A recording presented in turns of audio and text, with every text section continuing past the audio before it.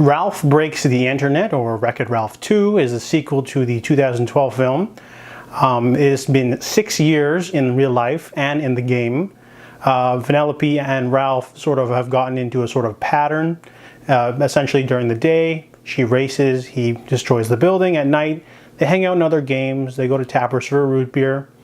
And they've gotten into a sort of a rut. Vanellope more so than Ralph. Ralph enjoys, the life he has with his new best friend. Vanellope, however, is bored with Sugar Rush. There's only 3 tracks. They've discovered all the hidden shortcuts and levels. She's really bored, so once in a while she'll take control of the wheel and the player thinks that it's just a glitch. So, however, they get the game Sugar Rush into trouble and they have to go to the internet to save it. So this movie has a lot of things I liked. For example, the voice acting is pretty good, animation's fantastic as well, the design and everything. The movie's kind of funny, has some good jokes, and I enjoyed it. However, there's a lot of things I didn't like. If you're a fan of any of the other cast members of the first film, they get sort of shafted in this movie. They just get cameos, really. This is mainly a Ralph and Vanellope story. The going to the internet is a little bit, it feels a little cheap because of all the product placement. It feels like almost like the Emoji Movie.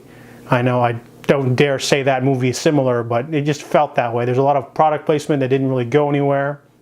And the scene with the princesses was pretty funny, but it got a little grating. They have a purpose though.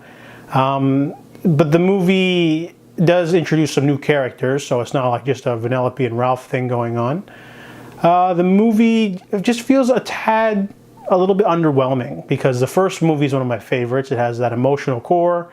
This film feels like it's just sort of going through the motions. The villain this time isn't that great. I mean, it's nice to see everyone back, like, all the characters you love doing new things, but overall the story isn't 100% great, doesn't have the best emotional beats. The movie does have some good morals about treating others well online, as well as treating your personal friends.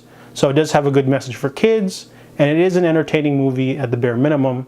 However, I felt that compared to the first film, this movie is definitely a letdown. So I give Wreck-It Ralph 2 a 6.5 out of 10.